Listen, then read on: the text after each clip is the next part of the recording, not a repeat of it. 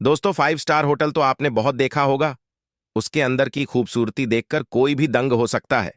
इसको बनाने में करोड़ों नहीं, अरबों का खर्चा आता है। दोस्तों, दुनिया में हजारों 5 स्टार होटल उपलब्ध है। तो दोस्तों, जब 5 स्टार होटल इतना सुंदर होता है, तो कभी आपने सोचा है 7 स्टार होटल कैसा होता होगा?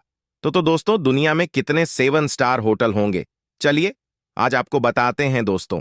दुनिया में सिर्फ एक ही 7 स्टार होटल है, जो इस समय दुबई में है, जिसका नाम बुर्ज अल अरब है। उसकी खूबसूरती देखकर पूरी दुनिया दीवानी है।